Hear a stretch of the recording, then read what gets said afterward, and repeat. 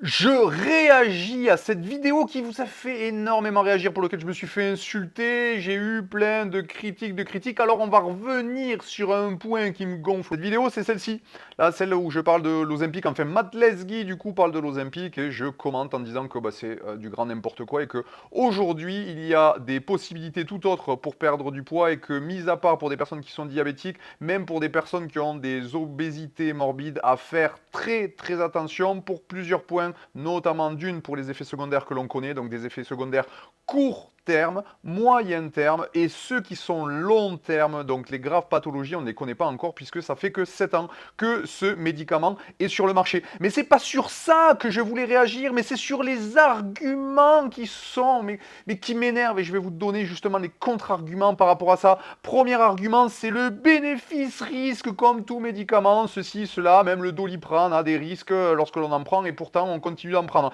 Alors effectivement, le Doliprane a un bénéfice que tout le monde connaît, c'est que si tu as mal à la tête, tu prends un Doliprane, tu n'as plus mal à la tête dans la grande partie des cas.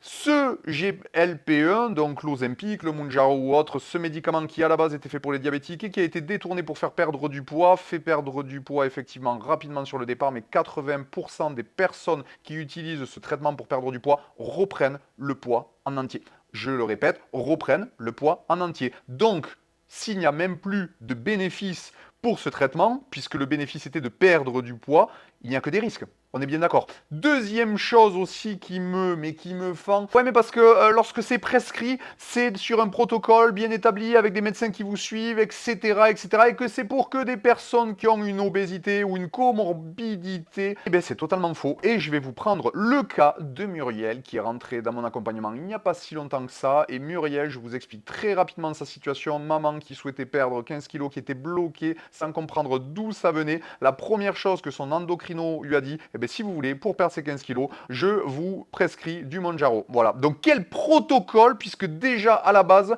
la prescription n'est pas faite pour les personnes concernées, elle est faite justement pour tout le monde, puisque c'est l'exemple type de ce que j'essaie de dénoncer depuis quelques semaines. Et pour en rajouter, du coup, Muriel, qui a rejoint mon accompagnement, perd du poids tout en allant au McDo, au Burger King. Donc là, vous avez son petit témoignage. Je vais au Burger King, à base de Burger King, et je perds du poids. Muriel, qui a perdu déjà 7 cm de tour de taille et 5 cm de tour de hanche en 3 semaines, alors qu'elle était bloquée depuis des mois. Voilà, stop, fin du débat, je n'irai pas plus loin.